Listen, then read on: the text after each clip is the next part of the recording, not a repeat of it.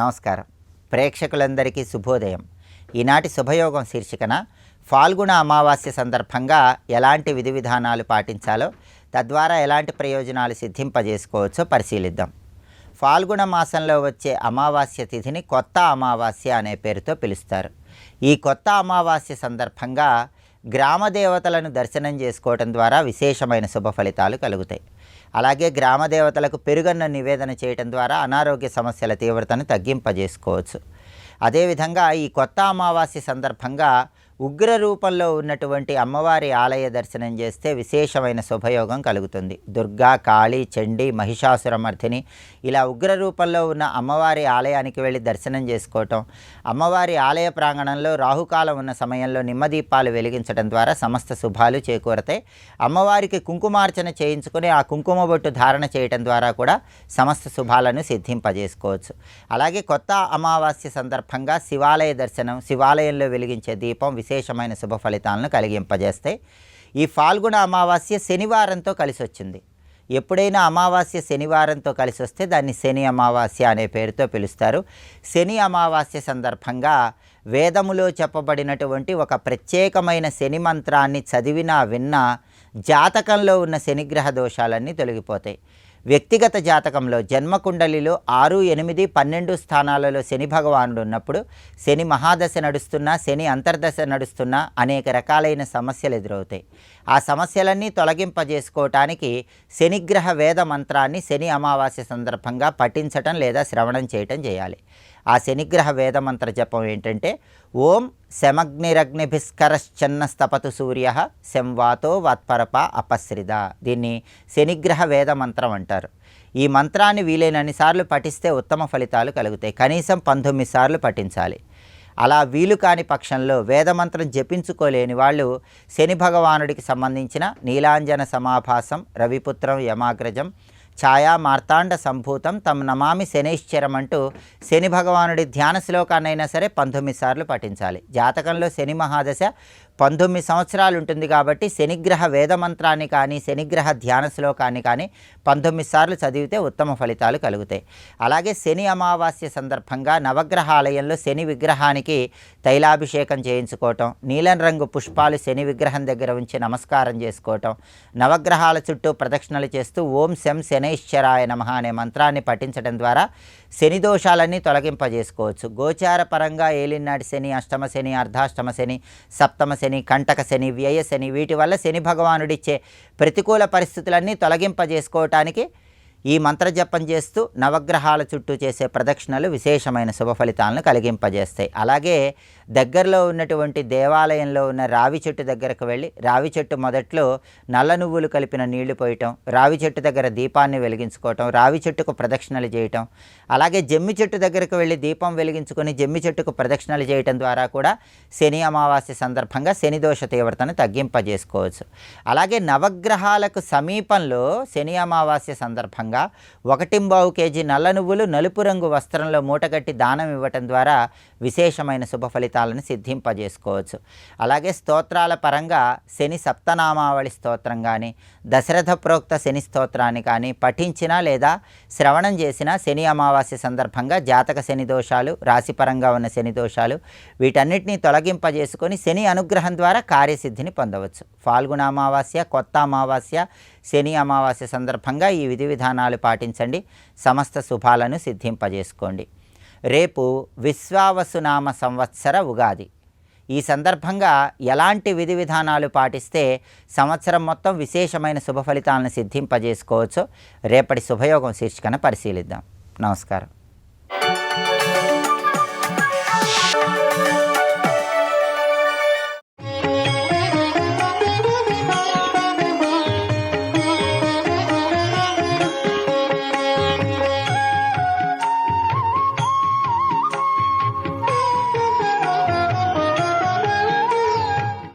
ఈ పిల్లలు బాగా తరించాలి, పరిపూర్ణులు కావాలని మా కోసం నువ్వు ఆయన్ని బాగా నిర్బంధ పెట్టావు. అమ్మ దయ. అలా నిర్బంధ పెడితే నీ మాట కాదనలేక ఆయన ఇచ్చాడు. ఇక్కడ ఆవిడ మాట కాదనలేక ఇచ్చాడు శివుడు. దీన్ని బట్టి ఎన్ని విషయాలు గురువుగారు ఇందులో చెప్తున్నారంటే శ్రీ విద్య గొప్పతనం చెప్పడంతో పాటు శ్రీ విద్య గురువు శివుడే. శివాయ గురవే నమః. ఈశ్వరుడు గురువు. అందుకే శ్రీ విద్య పరమాత్మ శివుడు ఏ రూపంతో ఇచ్చాడంటే దక్షిణామూర్తి రూపంతో ఇచ్చాడు. దక్షిణామూర్తి రూపం. అందుకే శ్రీ విద్యలో 2 సంప్రదాయాలు ఉంటాయి. దక్షిణామూర్తి సంప్రదాయం, ఆనంద భైరవ సంప్రదాయం అని 2 సంప్రదాయాలు ఉంటాయి. ఈ ఆనంద భైరవుడు అన్న ఆనంద శివుడే, ఇంకెవరో కాదు. ఆ సంప్రదాయంలో విధానాలు వేరేగా ఉంటాయి. కానీ ప్రధానంగా దక్షిణామూర్తి సంప్రదాయం వ్యాప్తిలో ఉంది. ఆదిశంకరుడు దాన్ని తెలియజేస్తున్నారు. ఈ దక్షిణామూర్తి సంప్రదాయం అంటే దక్షిణామూర్తి ఎవరో అందరికీ తెలుసు. నమయిదం శ్రీ దక్షిణామూర్తయే తస్మై శ్రీ గురుమూర్తయే నమయిదం శ్రీ దక్షిణామూర్తయే. అంగుష్ఠతజ్జనీ యోగ ముద్రావ్యాజేన దేహినాం శుచ్యర్థం బ్రహ్మజీవైక్యం దర్శయన్నోవతాత్ శివ. గురవే సర్వలోకానాం భిషజే భవరోగిణాం నిధయే సర్వవిద్యానాం దక్షిణామూర్తయే నమః.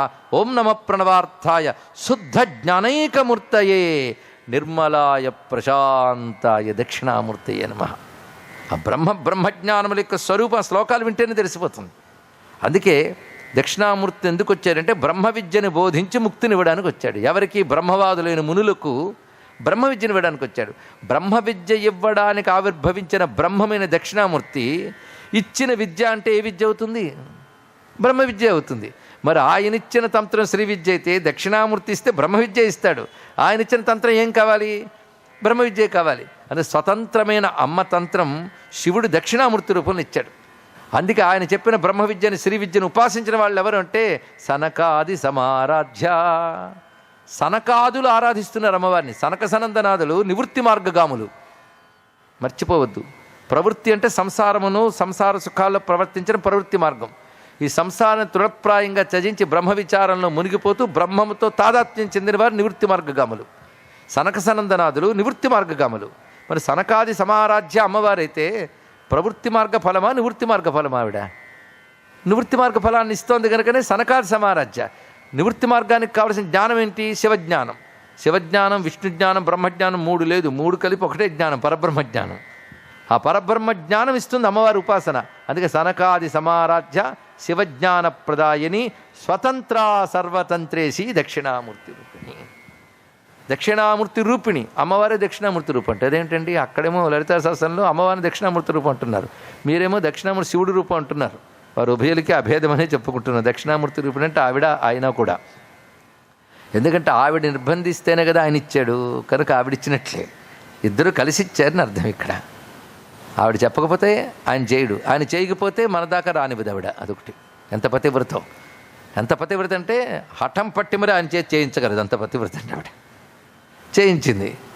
అలా వచ్చిందమ్మా నీ విద్య అంటూ అమ్మవారిని ఆరాధించే లలితా విద్య ఏదైతుందో అది ఎంత ఉత్కృష్టమో తెలియజేశారు. 64 తంత్రముల కంటే ఉత్కృష్టమైనది, ప్రత్యేకమైనది అమ్మవారి యొక్క తంత్రము. చతుషష్ఠ్యా తంత్రై సకలమతి సంధాయ భువనం స్థిత తత్తత్సిద్ధి ప్రసవ పరతంత్రై పశుపతి పునః. అవన్నీ ఏర్పరిచిన తర్వాత మళ్ళీ త్వన్నిర్బంధాత్, నీ నిర్బంధం వల్ల ఎలాంటి విద్యనిచ్చారంటే అఖిల పురుషార్థైక ఘటన. ధర్మం అనే పురుషార్థం కోసం కొన్ని విద్యలు, అర్థకామాల కోసం కొన్ని విద్యలు, మోక్షం కోసం కొన్ని విద్యలు, 4 పురుషార్థాల కోసం రకరకాల విద్యలు ఉన్నాయి. కానీ 4 పురుషార్థాలు ఇవ్వగలిగిన ఒక్క విద్య ఇమ్మని నువ్వు అడగడం చేత నీ తంత్రాన్ని భూమి మీదకి అవతరింపజేశాడు. కనుక శ్రీ విద్యా తంత్రము సకల పురుషార్థ ఏక ఘటన. అన్ని పురుషార్థములు ఇవ్వగలిగే ఒక విద్య అది. అందుకు సకల అఖిల పురుషార్థైక ఘటన స్వతంత్రం తే తంత్రం క్షితితలమవాతీతరదిదం. అందుకే అమ్మవారి స్వరూపం, ఆ దివ్యమంగళ విగ్రహం మనకు కావలసినవన్నీ కలిగి ఉంటుంది. అమ్మవారి మంత్రమే అమ్మ స్వరూపం అని చెప్పుకున్నాం కదా.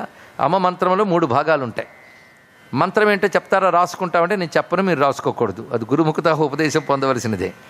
కానీ స్వరూపం మనం తెలుసుకోవడానికి అమ్మవారి మంత్రం ప్రధానంగా 15 అక్షరాలు, పంచదశి మంత్రం అంటారు ఇక్కడ. అది 3 భాగములతో ఉంటుంది. అంటే 3 ముక్కలు కాదు, ఒకదానిలో 3 భాగములు. 3 భాగముల్లో మొదటి భాగం పేరు వాగ్భవ కూటం, రెండవ భాగం కామరాజు కూటం, మూడవ భాగం శక్తి కూటం. ఈ 3 కూటములు కలిపి అమ్మవారు. ఈ 3 కూటములు ఇచ్చేది ఏంటో మనం తెలుసుకుందాం. వాగ్భవ కూటం అంటే తెలివి. ముందు కావలసిన తెలివేనండి. తెలివి దేనికి కావాలి? మోక్షానికి పెద్ద కబుర్లొద్దు, బ్రతకడానికి కూడా తెలివి కావాలి. అందుకే విద్యలు అనేక రకాలు ఉన్నాయి. అన్ని విద్యల్లో మనం ఆరితేరితేనే జీవితంలో రాణించగలం. అమ్మవారు ఎంత గొప్ప తల్లి అంటే, భౌతికంగా కూడా మీరు గొప్పవారు కావాలయ్యా, మోక్షం కూడా పొందాలయ్యా, ఇది రెండు చెప్తుంది ఆవిడ. అది గొప్పతనం అండి. అందుకే అమ్మవారి భక్తుల్లో చాలామంది వైరాగ్య సంపన్నులైన వాళ్ళకి అఖండ ఐశ్వర్యములు ఇస్తుంది అమ్మవారు. ఎందుకంటే అటువంటి వైరాగ్య సంపన్నుడు అయిన వాడికి వచ్చే ఐశ్వర్యం వాడు సద్వినియోగపరుస్తాడు, లోకక్షేమానికి వినియోగిస్తాడు. వాడికి విద్య ఎందుకు ఇస్తుందంటే, వాడి విద్యతో వాడు బాగుపడటమే కాదు, అందరినూ బాగు చేస్తాడు. అందుకు విద్య ఇస్తుంది. వాడికి సమస్తమైన సంపదలిస్తుంది, కుటుంబ సంపదలిస్తుంది, ఆర్థిక సంపదలిస్తుంది. తద్వారా అందరినూ తరింపజేస్తాడు. విద్యారణ్య స్వామి వారు భువనేశ్వరి దేవిని ఆరాధన చేస్తే కనకవృష్టి కురిపిస్తానన్నది ఆ తల్లి. వెంటనే కురిపించమ్మా, నా సమస్తమైన కొన్ని జన్మలు అనుభవించాల్సిన దరిద్రాన్ని కూడా నువ్వు ఉపాసన వల్ల తొలగించుకోగలిగాను, ప్రారంధాన్ని నువ్వు సంపద కురిపించు, దాని ద్వారా సనాతన ధర్మం రక్షింపబడే ఒక మహాసామ్రాజ్యం ఏర్పడాలి అంటే అమ్మవారు కనకవృష్టి కురిపించారు. ఆ ధనంతో విద్యానగర సామ్రాజ్యం ఏర్పడి కొన్ని వందల సంవత్సరాలు సనాతన ధర్మాన్ని రక్షించిందండి. ఇక్కడ మరువరాదు. సమర్థ రామదాసు కూడా అలాగే సంచరించి తాను బైరాగ్గా తిరుగుతూ సంపదను కురిపించాడు.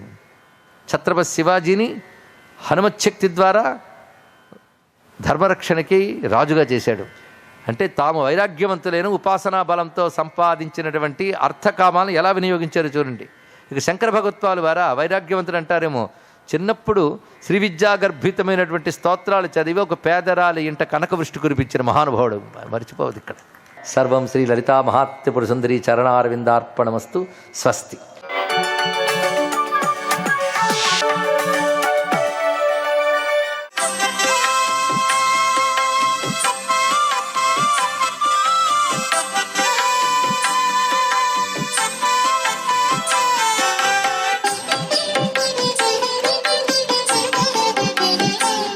ఓం నమో నారాయణాయ. ఓం నమఃశివాయ. శ్రీమాత్రే నమః. ఈరోజు ఫాల్గుణ అమావాస్య. అమావాస్య తిథి అనగానే కేవలం పితృదేవతలకు తర్పణాలు ఇవ్వటం అనేటువంటి సాంప్రదాయం అట్లా ఉంచి, కొత్త అమావాస్య అని ప్రాంతాలని బట్టి ఈ అమావాస్యను వివిధ రకాలుగా జరుపుకుంటారు. వీరశైవులు ఈ అమావాస్య తిథి నాడే శివుని చక్కగా ఆరాధన చేసి వారి వారి యొక్క వీరోచితమైనటువంటి విన్యాసాలు జరుపుతూ ఉంటారు. ప్రతి ఒక్క మాసం గొప్పదే. ప్రతి ఒక్క మాసం వెనకాల కూడాను ఒకదాన్ని మించి ఒకటి మహిమ కలిగినటువంటి లక్షణాన్ని కలిగినది. తిథులన్నీ కూడాను చాలా చక్కటి విధి విధానాన్ని మనకు ప్రబోధిస్తున్నాయి అని చెప్పేసి గ్రహించాల్సి ఉంటుంది.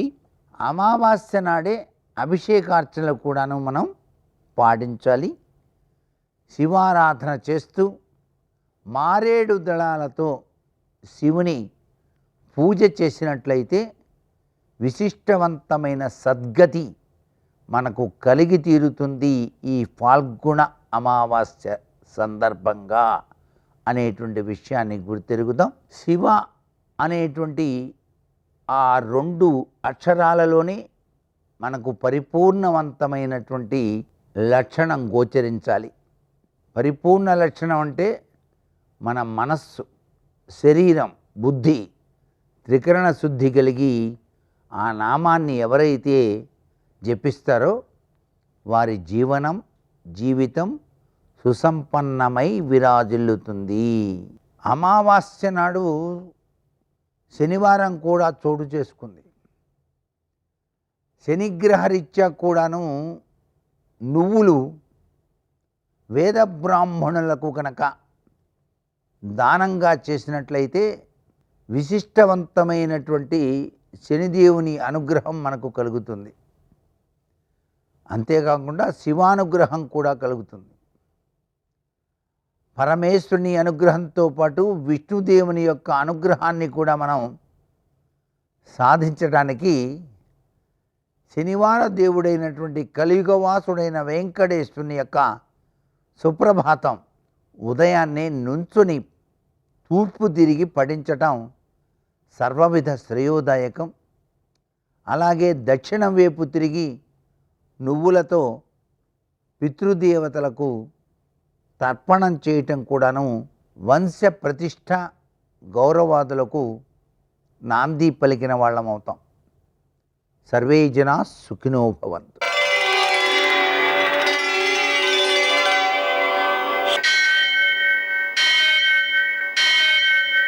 సహస్రశీరుషం దేవం విశ్వాక్షం విశ్వశంభువం విశ్వం నారాయణం దేవమక్షరం పరమం పదం విశ్వతః పరమాం నిత్యం విశ్వం నారాయణగుం హరిం విశ్వమేవేదం పురుషస్తద్విశ్వముపజీవతి పతిం విశ్వస్యాత్మేశ్వరం శాశ్వతగుం శివమచ్యుతం నారాయణం మహాజ్ఞేయం విశ్వాత్మానం పరాయణం.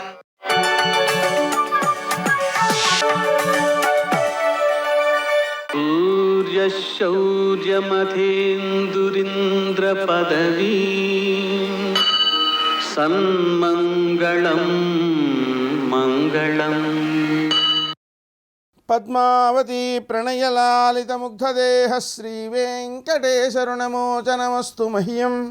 నేటి కాలమాన విశేషాలను గమనిద్దాం. స్వస్తి శ్రీ చాంద్రమాన క్రోధినామ సంవత్సరం ఉత్తరాయణం శిశిర ఋతువు ఫాల్గుణ మాసం కృష్ణపక్షం శనివారం. సూర్యోదయం 6:16 సూర్యాస్తమయం 6:25. తిథి అమావాస్య సాయంకాలం 4:25 వరకు. నక్షత్రం ఉత్తరాభాద్ర రాత్రి 7:24 వరకు. వర్జం ఉదయం 6:37 నుంచి 8:02 వరకు.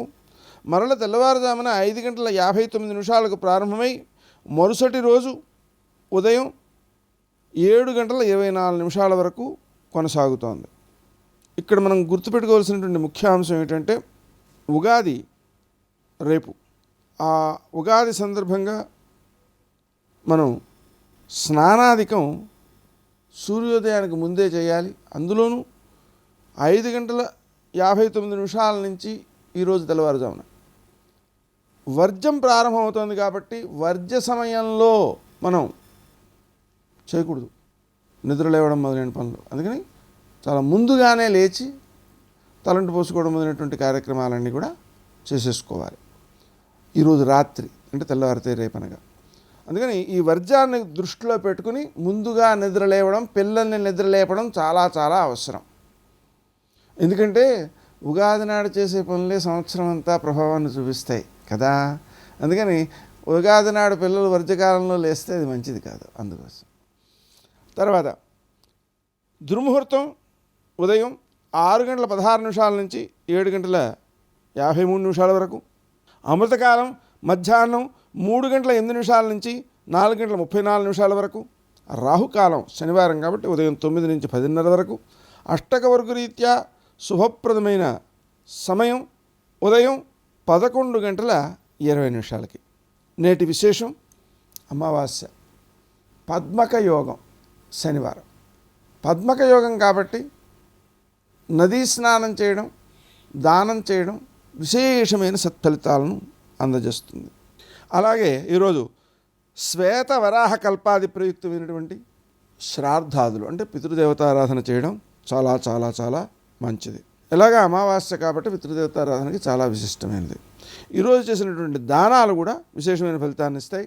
ఇంకా విశేషించి మనం తల్లిదండ్రులు జీవించి ఉన్నా జీవించి లేకపోయినా కూడా వారికి పుణ్యం కలగాలి అనేటువంటి భావనతో మనం దానం చేసినట్లయితే వారికి ఒకసారి దానం చేసిన ఫలితం వస్తుంది, మనకు 10 సార్లు దానం చేసిన ఫలితం వస్తుంది. అందుకని మనం చేసేటువంటి పుణ్యకార్యాలన్నీ కూడా మనం తల్లిదండ్రుల కోసం చేస్తున్నాము అనేటువంటి భావనతో చేసినట్లయితే విశేషమైన ఫలితాలు వస్తాయి. ఈ విషయాన్ని మన పిల్లలకు అలవాటు చేయాలి. అప్పుడు వాళ్ళ యొక్క జీవితం ఉత్తేజవంతమవుతుంది, ధార్మికమవుతుంది, సమాజానికి ఉపయుక్తమవుతుంది. శనివారం కాబట్టి సూర్యోదయానికి ముందే లేవడం, సూర్యోదయానంతరం శివునికి నూనెతో అభిషేకం చేయడం, ఆ నూనెలో పసుపు కలిపి ఆవులకు రాయడం, 1 కేజీ నల్ల నువ్వులతో శివునికి పూజ చేయడం, హనుమాన్ చాలీసా పారాయణ చేయడం, విశేషించి ఆకు పూజ, ప్రదక్షిణాలు ఇవన్నీ కూడా అత్యుత్తమ సత్ఫలితాలను అందజేస్తాయి. అలాగే వెంకటేశ్వర దీపారాధన అన్ని కష్టాలను అధిగమించేలా చేస్తుంది. నేటి ఆణిముత్యాలు.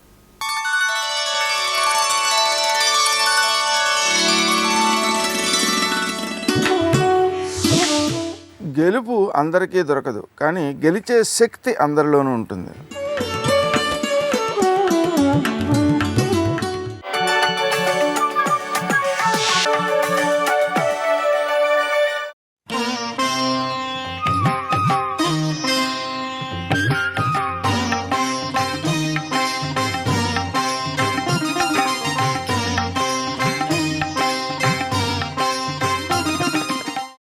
రామాయణమునందు అసలు స్తోత్రముల గురించి మాట్లాడేటటువంటి అలవాటు తక్కువ.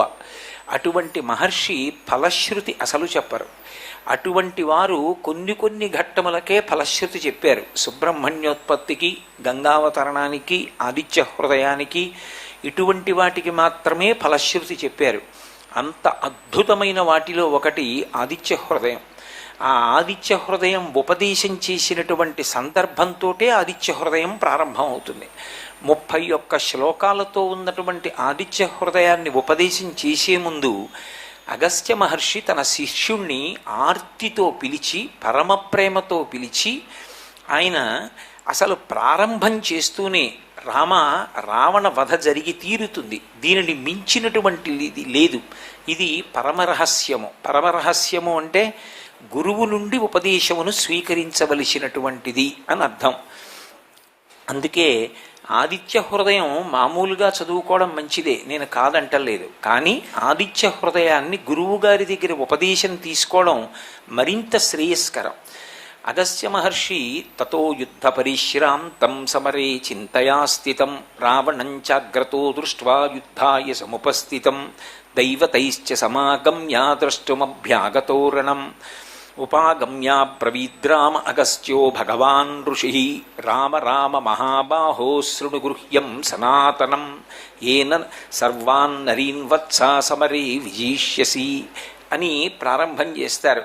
తతో యుద్ధ పరిశ్రాంతం సమరే చింతయా స్థితం. యుద్ధభూమిలో నిలబడి ఉన్నటువంటి రాముడి దగ్గరికి పరమ ఆర్తితో, ఎంతో వాత్సల్యంతో, ఆవుకి తన దూడ మీద ఎంతటి ప్రేమ ఉంటుందో గురువుకి తన శిష్యుడి మీద అంత ప్రేమ ఉంటుందిట. అందుకని అంతటి వాత్సల్యంతో గబగబా గగనమండలం నుండి యుద్ధభూమిలోకి దిగొచ్చారు. వచ్చి అగస్త్యుడు రాముణ్ణి పిలుస్తున్నాడు. రామ రామ మహాబాహో శృణుగుహ్యం సనాతనం. సనాతనమైనది, రహస్యమైనది ఆదిత్య హృదయము.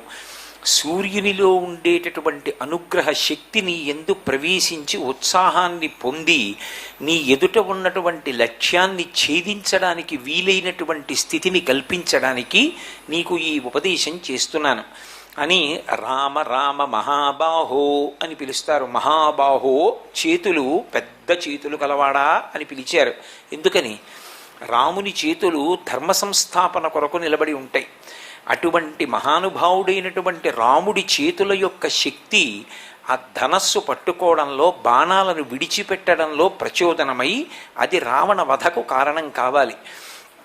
ఒకసారి పిలవరు రామ అని. రామ రామ మహాబాహో అంటే గురువుగారి యొక్క సంతోషం, ఆ శిష్యుడు గట్టెక్కిపోవడానికి, శిష్యుడు విజయం సాధించడానికి కావలసిన దాన్ని నేను ఉపదేశం చేసేస్తున్నాను.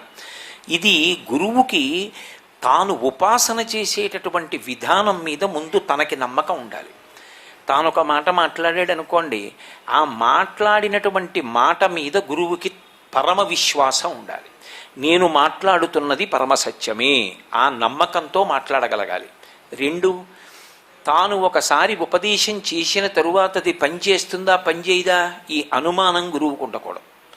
త్రికరణ శుద్ధిగా ముందు దాని మీద విశ్వాసం గురువుకు ఉండాలి. సర్వం శ్రీ ఉమామహేశ్వర పరబ్రహ్మార్పణమస్తు. స్వస్తి.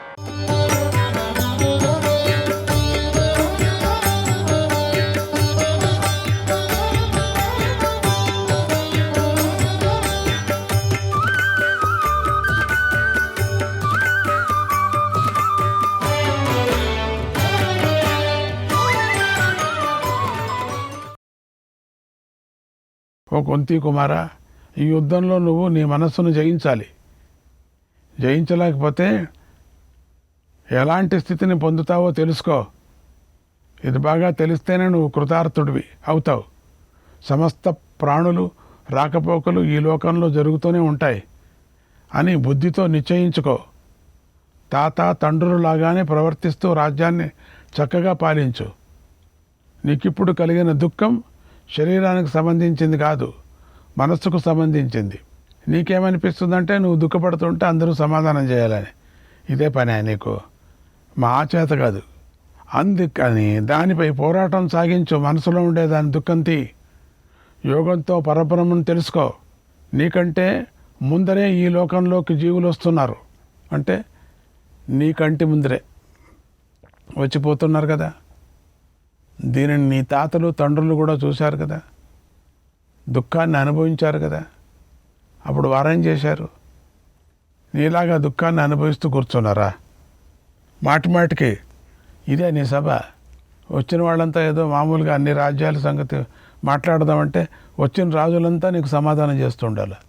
నీలాగా దుఃఖాన్ని అనుభవిస్తూ కూర్చున్నారు వాళ్ళంతా మీ తాతలు. అదే పనే. లేదా దుఃఖానికి మూల కారణం తెలుసుకొని గెలవటానికి ప్రయత్నించరా వాళ్ళంతా? దీన్ని గ్రహించు. గెలవటానికి ప్రయత్నించయా, లేయి అన్నాడు శ్రీకృష్ణ పరమాత్మ. ఆయన కోపం వచ్చేసింది కృష్ణుడికి, చాలైపోయింది అని అంటూ కొంచెం కోపంగా అన్నాడు. శ్రీకృష్ణాయ పరమాత్మనే నమః. 13వ అధ్యాయం. దీన్ని కామగీత అంటారు. ఇందులో కామం ఎంత ప్రభావం కలదో చెప్పబడింది. ఎక్కడెక్కడ ఉద్భవిస్తుందో, ఏమేమి చేస్తుందో చెప్పబడింది. అలాగే వివేకవంతుడు ఈ కామాన్ని తొలగించుకునే ఉపాయం కూడా చెప్పబడింది. దీన్ని మనం తెలుసుకుందాం. ఇది ముఖ్యం కదా. శ్రీకృష్ణుడు ధర్మరాజుతో ఇలా అన్నాడు, ఓ రాజా, కేవలము రాజ్యము మొదలైన బాహ్య ధర్మాలను విడిచిపెట్టడం చేత సిద్ధి కలగదు. శరీరానికి సంబంధించిన ద్రవ్యాన్ని విడిచిపెట్టడం వల్ల సిద్ధి కలగవచ్చు, కలగకపోవచ్చు. బాహ్య పదార్థాలకు దూరంగా ఉండి శారీరక సుఖాలపైన ఆసక్తుడే ఏం ప్రయోజనం? ఏం ప్రయోజనం లేదు. అలాంటి వాడికి లభించే ధర్మం, సుఖం నిన్ను ద్వేషించే వారికి కలుగుగాక. నువ్వు బాహ్య పదార్థాలను ఇష్టపడటం లేదు, పోను నీకు శారీరక సుఖం మీద కూడా ఇష్టం లేదు. నువ్వు ఇలాంటి స్థితిలో ఉన్నావు. ద్యక్షరస్తు భవేన్ మృత్యు, ద్యక్షరస్తు భవేన్ మృత్యు. త్రక్షరం బ్రహ్మ శాశ్వతం, త్రక్షరం బ్రహ్మ శాశ్వతం. మమేతి చ భవేన్ మృత్యు న మమేతి చ శాశ్వతం. మమ, నాది అనే 2 అక్షరాల మాట మృత్యువు కారణమవుతుందయ్యా. నమమ, నాది కాదు అనే 3 అక్షరాల మాట సనాతన బ్రహ్మప్రాప్తికి కారణమవుతుంది. దీన్ని గ్రహించు. మమకారమే మృత్యువు. దానిని త్యాగం చేయటం వల్లే అమృతత్వం, మోక్షం లభిస్తుంది. కనుక ఓ ధర్మరాజా, మృత్యువు, అమృతం అనే 2 కూడా ఎక్కడో లేవు, ప్రతి ఒక్కరిలోనూ ఉన్నాయి. అవి బయటకు కనిపించకుండా అందరి చేత పోరాటం చేయిస్తూ ఉంటాయి. అంటే ఒకడిని నావాడు అనుకొని ఇంకొకడిని పరాయివాడని అనుకుంటే ఆ భావం యుద్ధానికి దారితీస్తుంది. ఇందులో ఎలాంటి సందేహం లేదు. ఈ జగత్తు ఉనికికి నాశనం లేదు అనే మాట సత్యం. అయితే మానవుడు ప్రాణుల శరీరాలను ఛేదిస్తాడు. అప్పుడు అహింసా ఫలాన్ని పొందుతాడు. చరాచర ప్రాణులతో నిండిన ఈ భూమండలాన్ని అంతా సంపాదించి కూడా దాని యందు మమకారం లేకపోతే అలాంటి వాడిని ఆ భూమి ఏమీ చేయలేదు. అంటే ఆ సంపద వల్ల అతడికి ఎలాంటి కీడు జరగదు. ఓ ధర్మరాజా, అలా కాకుండా అడవిలో ఉంటూ అడవిలో దొరికే వాటితోనే బ్రతుకుతూ ఆయా వస్తువులందు మమకారం కలిగి ఉంటే అతడు మృత్యువు నోట్లో పడినట్టే లెక్క. అంటే ఆశ ఉండకూడదు. ఓ రాజా, నువ్వు బయట ఉండే శత్రువుల స్వభావాన్ని చూడు, అలాగే లోపల ఉండే శత్రువుల స్వభావం చూడు, దాన్ని తెలుసుకో. ఇవి మాయ అవటం వల్ల మిథ్య అని నిశ్చయించుకో. ఆ పదార్థాలను మమకార దృష్టితో చూడనివాడు మహాభయం నుంచి విముక్తుడవుతాడు. కోరికలేందు ఆసక్తుడైన ఉన్నవాడిని లోకులు మెచ్చుకోరు. కోరిక లేకుండా ఈ లోకంలో ఏ ప్రవర్తన ఉండదు. మనస్సు నుంచి అన్ని కోరికలు కలుగుతాయి. కోరికలు దుఃఖానికి కారణాలను తెలుసుకొని పండితులు వాటిని వదిలేస్తారు. యోగ్యులైన వారు అనేక జన్మల్లో చేసిన అభ్యాసం వల్ల యోగమే మోక్ష మార్గం అని తెలుసుకుంటారు. కోరికలను తొలగించుకుంటారు. ఈ విషయం తెలిసిన వాడు దానం, వేదాధ్యయనం, తపస్సు, వైదిక కర్మలు, వ్రతాలు, యజ్ఞాలు, నియమాలు, ధ్యాన, యోగాలు కోరిక లేకుండా ఆచరిస్తాడు. అదే ధర్మం. అలా కాకుండా ఏ కొంచెం కోరికతో అయినా ఆచరిస్తే అది ధర్మం కాదు. నిజానికి కోరికలను అణుచుకోవటమే ధర్మం. అదే మోక్షాన్ని లభింపజేస్తుంది. ఓ ధర్మరాజా, ఈ విషయంలో పురాతన విషయాలు తెలిసిన పండితులు ఒక కథను చెబుతూ ఉంటారు. దానినే కామగీత అని పిలుస్తారు. దాన్ని నీకు చెబుతాను విను. పూర్వం కామం ఇలా చెప్పింది: మమకారం, యోగాభ్యాసం అనే నిజమైన ఉపాయాలు లేనివాడు నన్ను నాశనం చేయలేడు, నన్ను తొలగించుకోలేడు. కామాన్ని జయించటానికి ఇది రహస్యం. యోగాభ్యాసాన్ని చేసి వైరాగ్యాన్ని వృద్ధి చేసుకున్నవాడే కామాన్ని జయిస్తాడు, లేకపోతే జయించలేడు.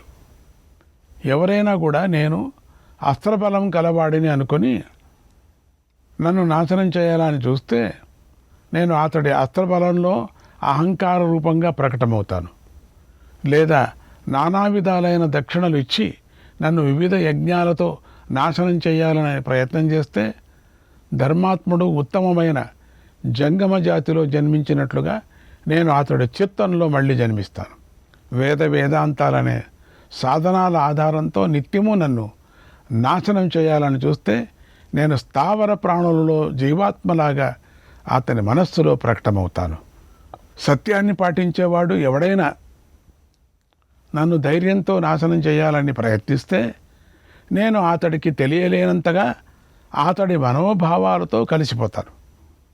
కఠోరమైన నియమాలను పాటించేవాడు నన్ను తపస్సుతో ధ్వంసం చేయాలని చూస్తే నేను అతడి తపస్సులోనే మళ్ళీ జన్మిస్తాను. ఇదంతా కామం చెబుతోంది. ఎవరైనా పండితుడు మోక్షాన్ని సహాయంగా తీసుకొని నన్ను నాశనం చేయాలని చూస్తే నేను అతడి మోక్ష కామన యందే ఉంటాను. ఆ మోక్షం కోరుకునే వాడిని చూసి నాట్యం చేస్తూ ఉంటాను, నవ్వుతూ ఉంటాను.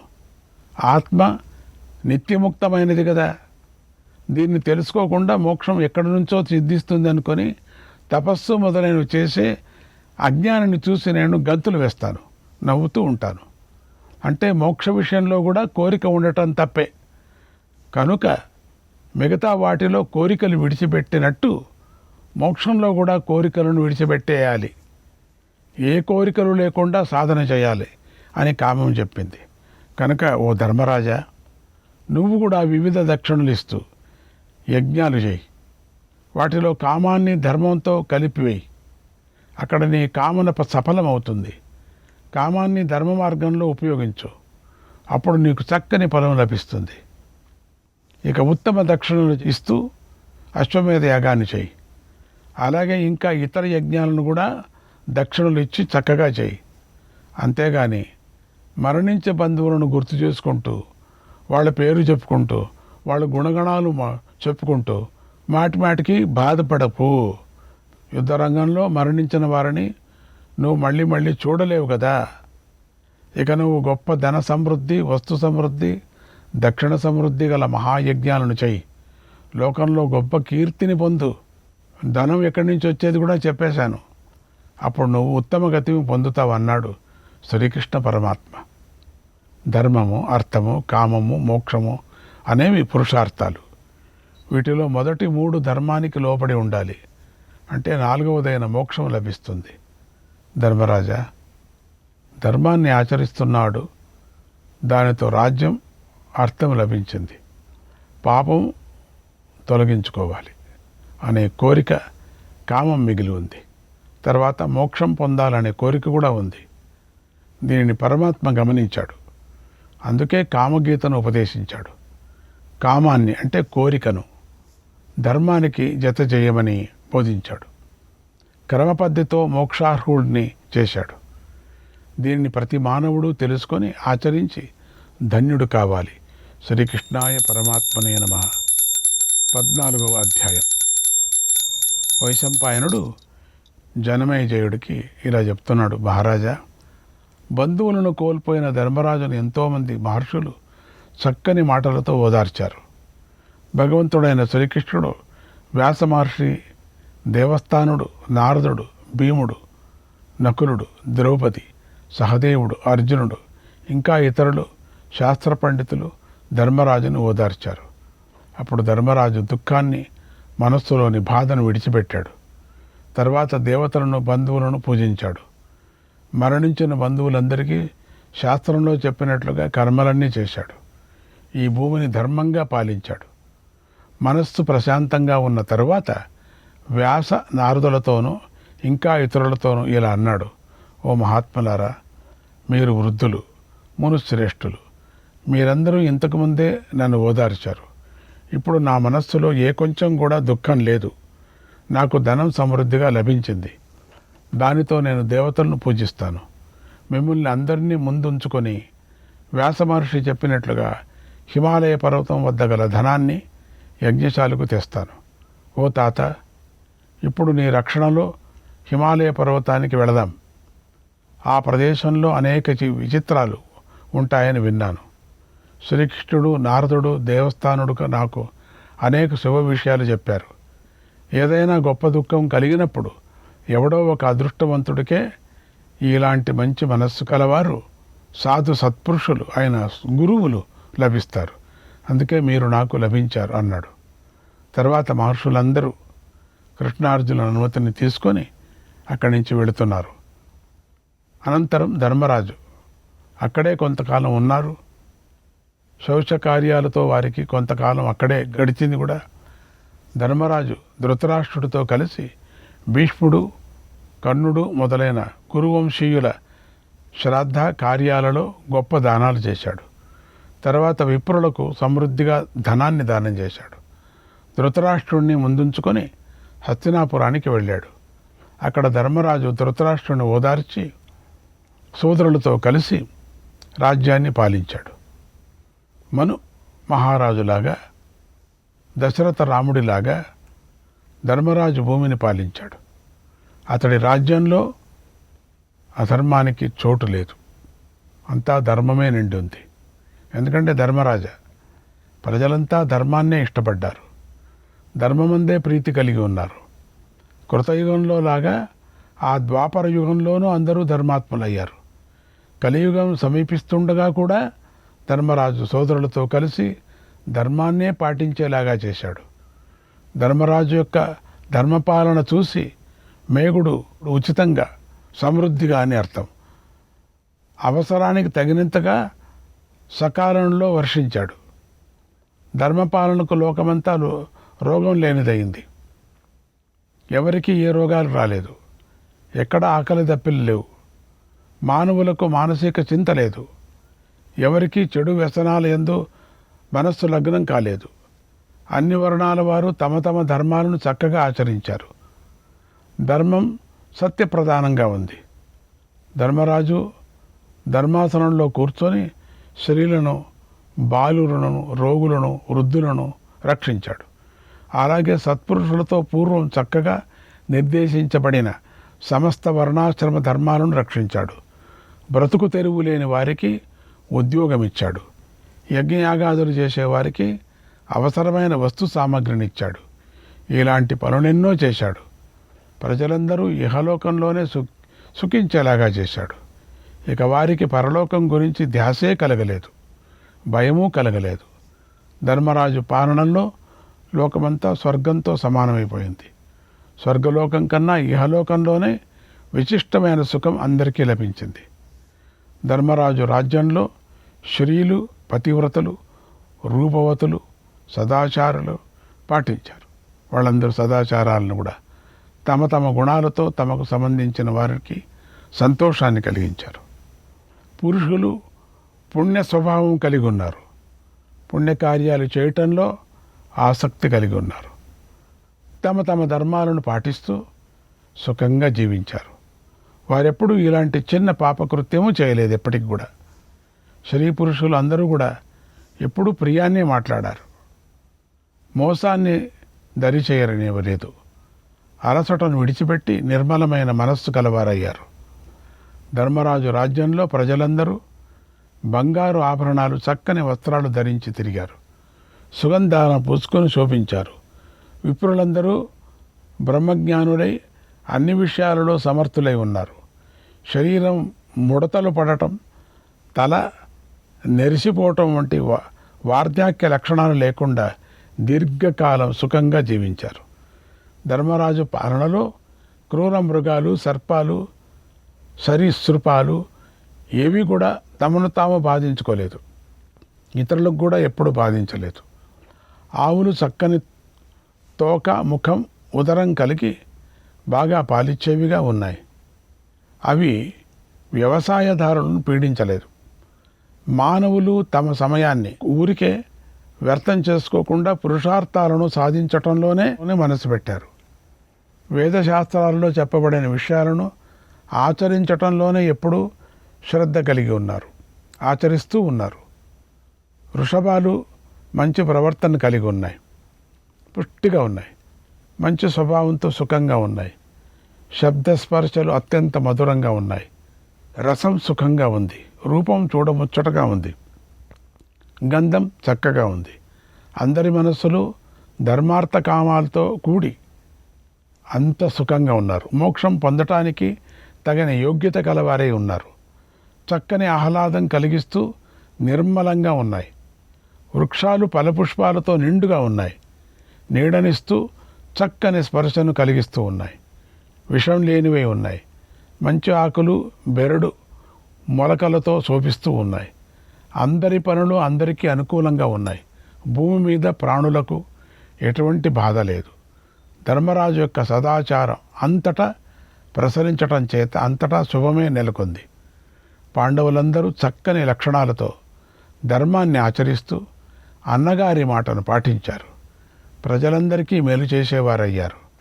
వారు సింహంతో సమానమైన వక్షస్థలం కలిగి ఉన్నారు. వారు క్రోధాన్ని జయించారు. తేజస్సు బలం కలిగి ఉన్నారు. పొడవైన చేతులు కలిగి ఉన్నారు.